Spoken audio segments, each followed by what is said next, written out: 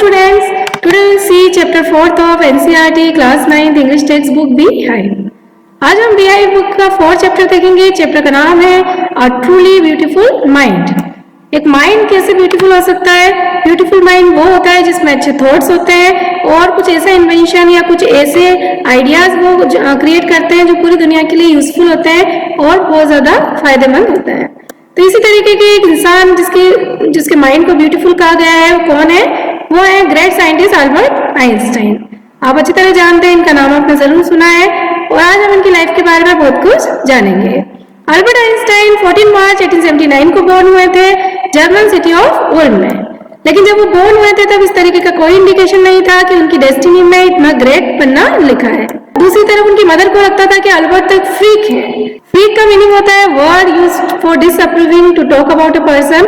एक ऐसा इंसान जो दूसरों से डिफरेंट होता है, जो अनयूजुअल होता है, जिसका बिहेव, लुक और थिंकिंग दूसरों से अलग होती है।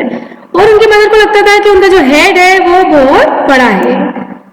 2.5 years के जब वो हो गए थे तब भी आइंस्टाइन बोलना नहीं सीखे थे। फाइनली जब वो बोलना स्टार्ट किया उन्होंने तो वो हर चीज को डबल बार बोलते थे। आइंस्टाइन को नहीं पता था कि अपने फ्रेंड्स के साथ और दूसरे बच्चों के साथ किस तरीके से बिहेव करना है, कैसे खेलना है। इसलिए उनके जो प्लेमेट्स थे वो उनको ब्रदर बोरिंग के नाम से बुलाते थे। इसलिए आइंस्टाइन का जो बचपन था वो अपने साथ ही अपनी कंपनी में ही बीता। वो ज्यादातर टाइम अपने साथ ही स्पेंड करते थे। स्पेशली वो मैकेनिकल टॉयज को बहुत पसंद करते थे। ये उनका जो टैलेंट था वो बचपन से यहाँ नजर आ रहा है कि ही स्पेशली लव मैकेनिकल टॉयज। उनको मैकेनिकल टॉयज इतने पसंद थे कि इवन उनकी जो न्यू बॉर्न सिस्टर थी माजा, जब उन्होंने उनको देखा तब भी क्या बोला कि वेयर आर हर व्हील्स, कि उसके व्हील्स कहाँ हैं। तो वो अपने सिस्टर को भी उस मैकेनिकल नजरिए से देख रहे थे कि उसके लेग्स की बजाय क्या पूछ रहे हैं कि वेयर आर हर व्हील्स, कि उसके व्हील्स कहाँ पे हैं। हर चीज उनके लिए टॉय जैसी यानी मैकेनिकल चीज जैसी होती थी। उनके हेडमास्टर ने एक बार फादर को बताया कि जो आइंस्टाइन है वो चाहे कोई भी प्रोफेशन चूज कर ले उससे कोई फर्क नहीं पड़ता, क्योंकि लाइफ में वो उनको कभी सक्सेस नहीं मिलेगी। यानी वो कुछ भी कर ले उनको सक्सेस नहीं मिलेगी। आइंस्टाइन ने वायलिन को प्ले करना सीखना स्टार्ट किया 6 years की एज में, क्योंकि उनकी मदर चाहती थी कि वो वायलिन बजाना सीखे। बाद में वो एक गिफ्टेड एमेच्योर वायलिनिस्ट बने और उन्होंने ये स्किल को अपनी पूरी जिंदगी, पूरी लाइफ में मेंटेन किया। एमेच्योर का मीनिंग होता है कुछ आप अपने पर्सनल एंजॉयमेंट के लिए करते हैं, प्रोफेशनल यूज के लिए नहीं करते हैं। तो उनको वायलिन बजाना आता था लेकिन वो अपने पर्सनल एंजॉयमेंट के लिए उसको बजाते थे। अल्बर्ट आइंस्टाइन इतने भी बुरे स्टूडेंट नहीं थे। वो हाई स्कूल में जाते थे म्यूनिक में, जहाँ पे आइंस्टाइन की फैमिली शिफ्ट हो गई थी जब वो 15 months के थे, और ऑलमोस्ट हर सब्जेक्ट में वो अच्छे मार्क्स लाते थे। आइंस्टाइन को स्कूल का जो रेजिमेंटेशन था वो पसंद नहीं था। रेजिमेंटेशन का मीनिंग होता है ऑर्डर और discipline take on to an extreme. बहुत ज्यादा स्ट्रिक्ट रूल्स या डिसिप्लिन उनको पसंद नहीं था और इसी वजह से उनके टीचर्स के साथ उनके अक्सर क्लैशेस हो जाते थे, लड़ाई हो जाती थी। 15 years की एज में आइंस्टाइन ने उस स्कूल में इतना ज्यादा सफोकेशन फील किया कि उन्होंने वो स्कूल छोड़ दिया, क्योंकि उनको इस स्कूल में अच्छा नहीं लग रहा था। बहुत ज्यादा स्ट्रिक्ट रूल्स थे तो उनको ऐसा लग रहा था कि उनका दम घुट रहा है और उनको बहुत सफोकेशन फील हो रहा था। प्रीवियस ईयर में जो अल्बर्ट के पेरेंट्स थे वो मिलान चले गए और अपने बेटे को उन्होंने कहाँ छोड़ दिया? आइंस्टाइन को अपने रिलेटिव्स के पास छोड़ दिया।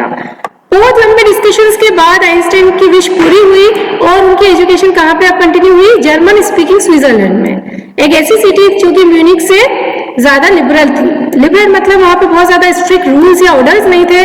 वहाँ पे दूसरों की फीलिंग को रेस्पेक्ट किया जाता था, समझा जाता था। आइंस्टाइन मैथमेटिक्स में बहुत ज्यादा गिफ्टेड चाइल्ड थे और उनका इंटरेस्ट भी फिजिक्स में बहुत ज्यादा था। स्कूल फिनिश करने के बाद उन्होंने डिसाइड किया कि वो ज्यूरिख की यूनिवर्सिटी में स्टडी करेंगे। लेकिन एक साइंस ही ऐसी चीज नहीं थी जो उनको अपील करती थी। मतलब साइंस की तरफ तो उनका अट्रैक्शन बहुत था ही, लेकिन और भी बहुत सारी चीजें अट्रैक्ट करती थी। और वो एक डैशिंग यंग मैन थे जिसकी वॉल्रस की तरह मूंछें थी।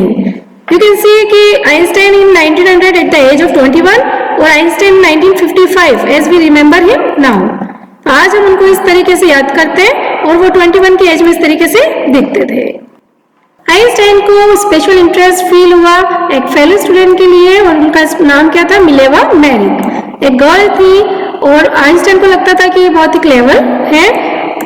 मिलेवा मैरिक एक सर्बियन गर्ल थी जो कि स्विट्जरलैंड आई थी, क्योंकि जो यूनिवर्सिटी थी ज्यूरिख में सिर्फ एक वही कुछ ऐसी यूनिवर्सिटीज में शामिल थी यूरोप में जहाँ पे कि विमेन को भी डिग्रीज मिलती है, जहाँ विमेन को भी एजुकेशन मिलती है। तो वो स्विट्जरलैंड में यहाँ पे पढ़ने आई थी।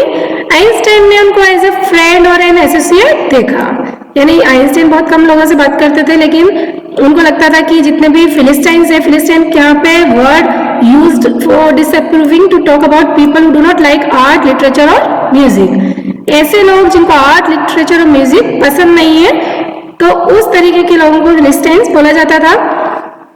यहाँ पे उनकी स्पेशल इंटरेस्ट भी रहा उनको मिलेवा में, और उनकी फ्रेंड बन गई। जो लोग उनकी फैमिली में थे या जो बहुत सारी यूनिवर्सिटी में उनके फ्रेंड्स थे जिनकी उनसे ट्यूनिंग नहीं बैठती थी या उनकी जो विचार थे उनसे नहीं मिलते थे, the couple fail in love, और इसीलिए दोनों एक दूसरे को चाहने लगे। यानी आइंस्टाइन और मिलेवा एक दूसरे को चाहते थे, और फिर उनके बीच में आपस में वो लेटर्स भी भेजते थे, लेकिन लेटर्स भी आइंस्टाइन जो लिखते थे उसमें साइंस और टेंडरनेस मिक्स होता था। तो आइंस्टाइन ने किस तरीके के लेटर लिखे? How happy and proud I shall be when we both have brought our work on relativity to a victorious conclusion. यानी वो जब लेटर भी लिखते थे तो उसमें साइंस और फिजिक्स का मिक्सचर होता था। तो यहाँ पे आइंस्टाइन क्या लिख रहे हैं कि हम कितने हैप्पी और प्राउड रहेंगे अगर हम एक साथ रहेंगे, और हम रिलेटिविटी, जो बाद में उन्होंने एक थ्योरी भी दी थी रिलेटिविटी की, तो वो भी उन्होंने यहाँ पे मेंशन किया है कि अगर हम एक आपस में अच्छी रिलेटिविटी रखते हैं तो हमारा जो कंक्लूजन निकलेगा वो बहुत विक्टोरियस होगा। तो ये एक साइंटिफिक लैंग्वेज में उन्होंने लेटर लिखा था। 21 की एज में 1900 में एल्बर्ट आइंस्टाइन यूनिवर्सिटी से ग्रेजुएट हुए, लेकिन वो अनएम्प्लॉयड थे। उन्होंने स्टार्टिंग में टीचिंग असिस्टेंट के फॉर्म में काम किया, प्राइवेट लेसन्स दिए, और फाइनली उनको जॉब मिली 1902 में as a technical expert in the patent office in Bern. Patent क्या होता है? पेटेंट एक ऐसा डॉक्यूमेंट होता है which gives the right of an invention to an inventor, यानी किसी को भी कोई आविष्कार करना है तो उसको उसका अधिकार दिया जाता है। इस तरीके का डॉक्यूमेंट्स होते हैं पेटेंट। तो पेटेंट ऑफिस में इन्वेंशन की परमिशन मिलती थी कि आपको कोई नया इन्वेंशन करना है तो उसकी परमिशन दी जाती थी, उसका अधिकार दिया जाता था। जब वो दूसरे लोगों के इन्वेंशंस को एक्सेस कर रहे थे, साथ ही आइंस्टाइन अपने खुद के आइडियाज को भी सीक्रेटली डेवलप कर रहे थे, यानी उनके भी माइंड में बहुत सारे सीक्रेटली आइडियाज चल रहे थे इन्वेंशन के। और उन्होंने अपनी जो डेस्क ड्रॉअर था उसको मजाक में क्या नाम दिया? Bureau of theoretical physics. उन्होंने इतने ज्यादा वहां पे पेपर्स रख रखे थे और अपने जो आइडियाज थे सीक्रेटली वो जो उनके माइंड में चल रहे थे, तो उनकी जो डेस्क ड्रॉअर थी उसको नाम दिया उन्होंने ब्यूरो ऑफ थियोरेटिकल फिजिक्स। 1905 में उन्होंने एक पेपर लिखा जो था special theory of relativity. Relativity मतलब सापेक्षता, जो उन्होंने एक थ्योरी भी दी थी, सापेक्षता का सिद्धांत भी दिया था जो बहुत ज्यादा फेमस हुआ था। उन्होंने लिखा था, और उसके अकॉर्डिंग क्या था कि time and distance are not absolute.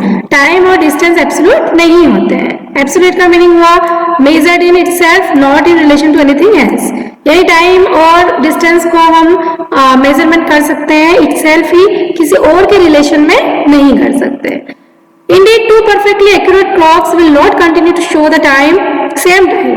उनका मानना था कि दो परफेक्टली एक्यूरेट क्लॉक्स हैं तो वो भी कंटिन्यू एक जैसा टाइम शो नहीं करती है। And if they come together again after a journey, if one of them has been moving very fast relative to the other, और अब वो इस जर्नी में एक साथ कब आती है? जब उनमें से एक थोड़ा फास्ट होती है दूसरे के रिलेशन में। तो यहाँ से वर्ल्ड मोस्ट फेमस फॉर्मूला बना, जो कि आज भी आप फिजिक्स में पढ़ सकते हैं, E is equal to mc²। और ये जो फॉर्मूला है रिलेशनशिप दिखाता है बिटवीन मास एंड एनर्जी। तो ये एक इक्वेशन बनी जो आज भी बहुत फेमस है, E is equal to mc²। और यहाँ पे E तो होता है एनर्जी के लिए, M for mass and C for speed of the light in A vacuum. और वो स्पीड कितनी होती है? 3 किलोमीटर पर सेकेंड। तो ये उन्होंने एक गिफ्ट जो पूरे वर्ल्ड को दिया था, और that is very important formula. जब Einstein most difficult problem physics की सोल्व कर रहे थे और इतनी इंपॉर्टेंट थ्योरीज दे रहे थे, लेकिन उनकी प्राइवेट लाइफ अच्छी नहीं थी।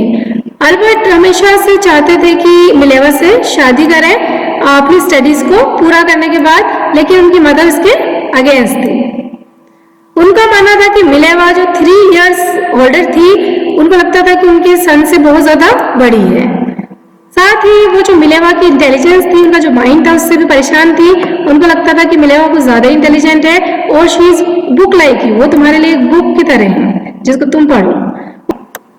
तो इस तरीके से आइंस्टाइन ने अपनी वेडिंग को उस टाइम नहीं किया, लेकिन फाइनली उनकी शादी हुई जनवरी 1903 में एंड हैड 2 सन्स। उनके 2 सन हुए। कुछ साल बाद ही मैरिज जो थी वो वीक हो गई, उनका जो रिलेशन था वो कमजोर हो गया। मिलेवा की जो इंटेलेक्चुअल एम्बिशंस थी, इंटेलिजेंस थी, वो भी कम होती गई और वो एक अनहैप्पी हाउसवाइफ बन के रह गई। बहुत सालों तक उनकी कांस्टेंट फाइटिंग चलती रही और फाइनली उन्होंने 1919 में डिवोर्स ले लिया। लेकिन आइंस्टाइन ने अपनी कजिन एल्जा से फिर उसी ईयर शादी कर ली। आइंस्टाइन का जो न्यू पर्सनल चैप्टर आया उसने उनको पूरी दुनिया में फेमस बना दिया। 1915 में उन्होंने पब्लिश किया general theory of relativity which provided a new interpretation of gravity, जिसने ग्रेविटी के रूल को एक न्यू इंटरप्रिटेशन दिया, एक न्यू व्याख्या दी। और ग्रेविटेशनल का रूल किसने बनाया था? न्यूटन ने। तो यहाँ पे उनकी जो जनरल थ्योरी ऑफ रिलेटिविटी थी उसने उनको पूरी दुनिया में फेमस बना दिया। सन का जो एक्लिप्स हुआ, सूर्य ग्रहण जो हुआ 1919 में, उसने प्रूफ कर दिया कि वो बिल्कुल सही कह रहे थे। आइंस्टाइन ने एडवांस में करेक्टली कैलकुलेट कर दिया कि किस लिमिट में कितनी लाइट फिक्स स्टार से आने वाली थी और डिफ्रेक्ट होने वाली थी। डिफ्रेक्ट का मीनिंग होता है कि चेंज डायरेक्शन। कोई लाइट किधर से आ रही हो, रास्ते में किसी चीज से टकरा जाती है तो वो अपना रास्ता बदल देती है। और यहाँ पे उन्होंने एक सन्स के ग्रेविटेशनल फील्ड के अकॉर्डिंग इसको प्रूव किया। न्यूज़पेपर ने उनके इस वर्क को क्या कहा? Scientific revolution. उन्होंने कहा ये एक तो एक साइंटिफिक क्रांति है और ये जो थ्योरी थी उनकी बिल्कुल सही साबित हुई। आइंस्टाइन को नोबेल प्राइज मिला फिजिक्स में 1921 में और उनको बहुत रेस्पेक्ट, ऑनर मिला, बहुत इन्विटेशंस मिले, पूरी दुनिया से उनको इन्वाइट किया गया और प्रेस ने भी उनकी बहुत तारीफ की। जब नाजीज पावर में आए थे जर्मनी में, जो कि आपका चैप्टर 3 भी है सोशल में, हिटलर और नाजिज्म को, जब वो पावर में आ गए थे 1933 में, तो आइंस्टाइन को इमिग्रेट होना पड़ा यूनाइटेड स्टेट्स। वो यूनाइटेड स्टेट्स चले गए अपनी कंट्री को छोड़ के। 5 साल बाद एक और डिस्कवरी हुई, nuclear fusion in Berlin. American physicist बहुत ज्यादा अपसेट हो गए उससे, क्योंकि न्यूक्लियर फ्यूजन से बन सकता था न्यूक्लियर बम। और न्यूक्लियर बम का मतलब था कि अगर एक भी न्यूक्लियर बम या एटॉमिक बम कहीं गिरा दिया गया तो पूरी दुनिया तबाह हो सकती थी। तो बहुत ज्यादा लोग वहां से दूर चले गए और लोगों को डर था कि जो नाजीज हैं वो इस तरीके के एटॉमिक बम बना के उसका यूज कर लेंगे।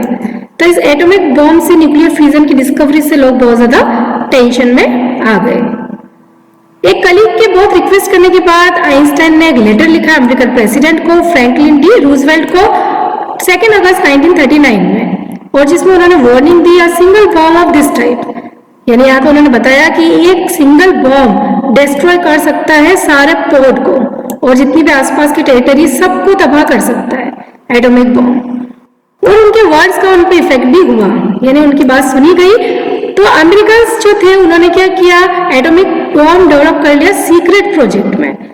उनको डर तो ये था कि नाजी यूज करेंगे, नाजीज बना के यूज करेंगे तो बहुत ज्यादा प्रॉब्लम हो जाएगी, लेकिन अमेरिकन ने सीक्रेटली उसको डेवलप कर लिया एटॉमिक बम को और जापानी सिटीज हिरोशिमा और नागासाकी पे ड्रॉप कर दिया अगस्त 1945 में।